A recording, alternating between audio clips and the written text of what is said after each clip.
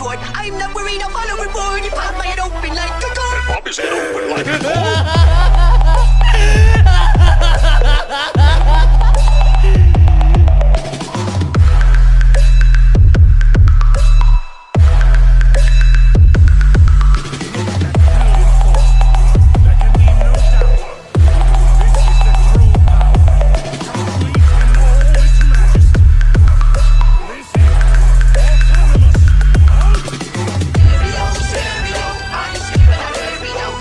तो I am so sorry guys कि मैं फिर लेट हो चुका हूँ, क्योंकि इस स्टोरी का जो ट्रू क्रिएटर है वो मुझे टाइम पर स्टोरी का पार्ट सेंड नहीं कर पाया।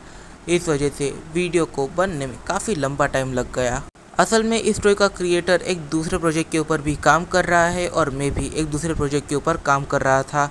वो अपने प्रोजेक्ट में काम करते करते इतना ज़्यादा बिजी हो गया कि वो भूल ही गया कि उसकी ड्रैगन बॉल की भी सीरीज़ चल रही है और मैं भी एक ऐसे प्रोजेक्ट के ऊपर काम कर रहा था जो काफ़ी ज़्यादा मेहनत भरा था। और मैं भी भूल गया कि हाँ, मैं भी ड्रैगन बॉल सीरीज़ के ऊपर काम कर रहा था। और एक काफ़ी ज़्यादा इंपॉर्टेंट बात, जो इस स्टोरी का ट्रू क्रिएटर है उसने मुझे कोको ब्लैक वाला सागा भेजा ही नहीं, क्योंकि यहाँ पर टाइमलाइन वाला एक अलग आर्क आने वाला है और उसके अंदर जो गोहान, ट्रंक्स और इकरिस इनके साथ हुआ फ्यूचर टाइमलाइन में वो एक्सप्लेन किया जाएगा। तो फिर ये तुम्हारे लिए अभी के लिए सिर्फ एक मिस्ट्री रहेगी। इस एपिसोड की स्टार्टिंग में हम देखते हैं पीरस को, जो इस पॉइंट पर वीस से बातें कर रहा था। पीरस कहता है, वीस, मुझे ऐसा लगता है कि आज कुछ ना कुछ बुरा हमारे साथ होने वाला है। यहाँ पर जो वीस है वो कहता है, मुझे भी सुबह से ऐसी ही फीलिंग आ रही थी। इस पॉइंट पर वीस और पीरस बात कर ही रहे थे कि वहाँ पर वीस के स्टाफ पर एकदम से जेनो का मैसेज आता है। जेनो इस पॉइंट पर सामने आता है और वो यहाँ पर पीरस से बात करने लगता है। यहाँ पर जो पीरस है वो काफ़ी ज़्यादा शॉक हो रहा था और अब पीरस रियलाइज़ करता है कि उसे ऐसी फीलिंग क्यों आ रही है। इस पॉइंट पर यहाँ पर जो जेनो है वो पीरस से कहता है, तो मैं चाहता हूँ कि तुम इकरिस को लेकर आ जाओ मेरे पैलेस पर, मुझे उससे काफ़ी ज़्यादा ज़रूरी काम है। और यहाँ पर जो जेनो है वो कहता है, असल में मुझे उसके साथ खेलना है। जेनो की इस चीज़ को सुनकर पीरस और वीस ये दोनों ही पूरी तरीके से शॉक हो जाते हैं। इस पॉइंट पर जो पीरस है वो पूरी तरीके से शॉक होता है। वो कहता है, जेनो सामा, अगर हम उसे थोड़ा सा लेट लेके आएंगे तो चलेगा। यहाँ पर जो जेनो है वो कहता है, अगर तुम उसे ज़्यादा लेट लेके आओगे तो फिर मैं तुम्हें बाय बाय कर दूंगा। और पीरस अब डर जाता है। इस पॉइंट पर पीरस जेनो से इनकाउंटर नहीं करना चाहता। इस वजह से जो पीरस है वो यहाँ पर वीस से कहता है, वीस, एक काम करो, तुम इकरिस को लेकर चले जाओ। मैं नहीं चाहता कि मुझे वहाँ पर जाना पड़ जाए। और यहाँ पर हो सके तो सुप्रीम काई के पास एक ऐसा ट्रैवल है जिससे कि वो 2 दिन के अंदर ही वहाँ पर पहुँच सकते हैं। इस पॉइंट पर जो पीरस है और वीस है वो दोनों अर्थ पर जाकर सिर्फ इकरिस को पिक करते हैं और उसे सबसे पहले लेकर आते हैं प्लैनेट पीरस पर। प्लैनेट पीरस पर आने के बाद जो पीरस है वो इकरिस को एक्सप्लेन करता है कि आखिर उसे क्या ऐसा करना है जिससे कि जेनो उन्हें इरेज ना करे। और यहाँ पर जो पीरस है वो कहता है, प्लीज़ वहाँ पर जाकर ऐसी कोई भी स्टूपिड जैसी हरकतें मत करना जिससे कि ओमनी किंग नाराज़ हो जाए। इकरिस अभी तक अपनी एडल्टहुड में भी नहीं आया है और वो अपने एडल्टहुड के यानी टीनेज स्टेज के लास्ट में भी नहीं है, वो टीनेज स्टेज के बीच में ही है। और यहाँ पर जो पीरस है वो एकदम से इकरिस को चिल्लाने लग जाता है, क्योंकि इकरिस यहाँ पर पीरस की बातों को समझ ही नहीं पा रहा था कि आखिर पीरस क्या कहना चाहता है। इकरिस ऐसे रिएक्ट कर रहा था जैसे कि पीरस कुछ अजीब ही चीज़ें कह रहा है और पीरस यहाँ पर गर्म हो चुका है, क्योंकि इकरिस ऐसी हरकतें कर रहा है जिन हरकतों की वजह से मे भी उनके पूरे यूनिवर्स को इरेज कर दिया जाए। इस पॉइंट पर पीरस इतना ज़्यादा गुस्सा हो गया था कि वो एकदम से अपनी 100% पर चले आता है।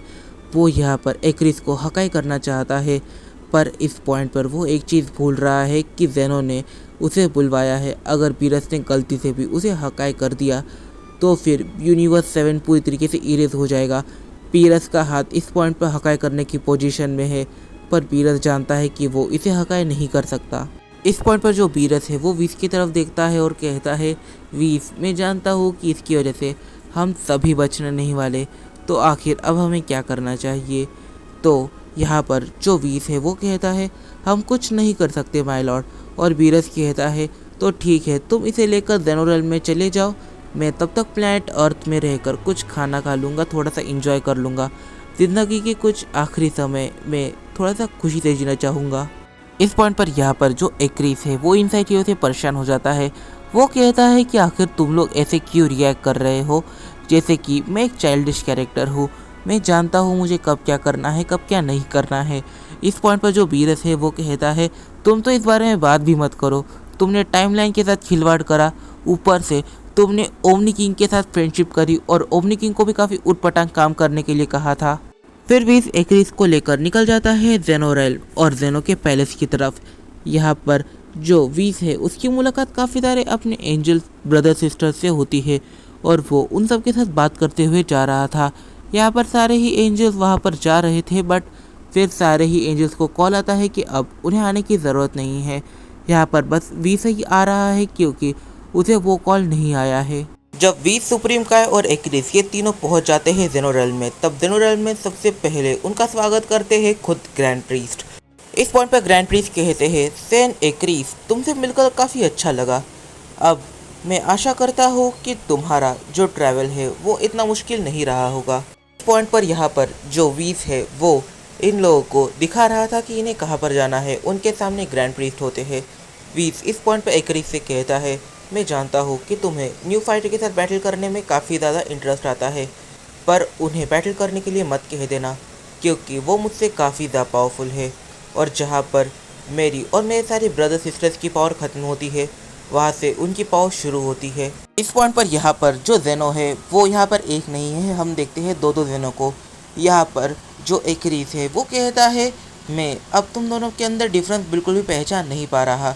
यहाँ पर जो जेनो का गार्ड है वो कहता है तुम ओमनी किंग से तुम कर बात कर रहे हो, उन्हें रिस्पेक्ट दो।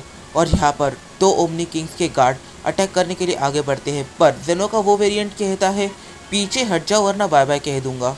इस पॉइंट पर दोनों ही जेनो सामा यहाँ पर सवाल करते हैं कि आखिर हम ऐसा क्या करें जिससे कि हमारा एंटरटेनमेंट हो। यहाँ पर जो एक्रिस है वो कहता है वैसे मैं इसके बारे में कुछ भी नहीं जानता कि आखिर आपका एंटरटेनमेंट कैसे हो सकता है, पर अगर हम देखें तो फिर आपका एंटरटेनमेंट तब हुआ था जब यूनिवर्स 6 और यूनिवर्स 7 के बीच एक टूर्नामेंट हुआ था, तो आप ऐसा कोई टूर्नामेंट ऑर्गेनाइज कर सकते हो। इस पॉइंट पर पास्ट टाइमलाइन वाला जेनो कहता है ये आइडिया काफ़ी ज़्यादा अच्छा है कि एक टूर्नामेंट को ऑर्गेनाइज किया जाए, पर देखा जाए तो फिर जब यूनिवर्स 6 और 7 इन दोनों के बीच टूर्नामेंट हुआ था तब वहाँ पर एक प्रॉब्लम थी, सारे ही कैंडिडेट्स अपनी फुल पावर पर बैटल कर रहे थे, ये मुझे पता नहीं। और जो यूनिवर्स 7 थी वो इतनी ज़्यादा ओवर पावर थी कि उन्होंने यूनिवर्स 6 को बस 2 मेंबर्स की मदद से ही टेक डाउन कर दिया था। एक तुम थे और तुम्हारे शायद तुम्हारा कज़न था, तुम दोनों ही काफ़ी थे पूरे यूनिवर्स 6 के लिए। तो फिर मुझे कुछ ऐसा करना होगा जिसके वजह से यहाँ पर कोई एक टीम डोमिनेट ना कर पाए। इस पॉइंट पर यहाँ पर जो जेनो है वो अपने फ्यूचर वेरिएंट के साथ बात कर रहा है और यहाँ पर वो लोग कहते हैं इक्रिस आज से तुम हमारे फ्रेंड हो और तुमने हमें काफ़ी अच्छा आइडिया दिया, अब तुम यहाँ से जा सकते हो। ये कहकर वो लोग इक्रिस को भेज देते हैं और दोनों आपस में बातें करने लग जाते हैं और यहाँ पर वो दोनों प्लान बनाते हैं टूर्नामेंट ऑफ पावर का। में बीतता है और वीस यहाँ पर इक्रिस को लेकर आ जाता है प्लैनेट बीरस पर। यहाँ पर प्लैनेट बीरस पर इक्रिस सबको एक्सप्लेन कर रहा था कि आखिर अब उसकी फ्रेंडशिप दो जेनो के साथ हो चुकी है। यहाँ पर बीरस सारी चीज़ें काफ़ी ध्यान से सुन रहा था। यहाँ पर बीरस के माइंड में आ रहा था कि आखिर ये मॉडल क्या क्या चीज़ें कह रहा है क्या नहीं कह रहा है। सारी चीज़ें बीरस के दिमाग के ऊपर से जा रही थी, खास करके टूर्नामेंट वाली बात। तो हर बार की तरह इस बार भी यहाँ पर जो कोहान है और ट्रंक्स है ये दोनों एक्रिस को इग्नोर कर रहे थे, क्योंकि इन लोगों के नज़रिए से एक्रिस इतना ज़्यादा इम्पोर्टेंट कैरेक्टर तो है नहीं और इतना परफेक्ट कैंडिडेट भी नहीं है। वो इनके सामने अब भी बच्चा है और स्ट्रेंथ के मामले तो वाकई में बच्चा है। वो उसे इग्नोर कर रहे थे और अपनी ट्रेनिंग को किए जा रहे थे।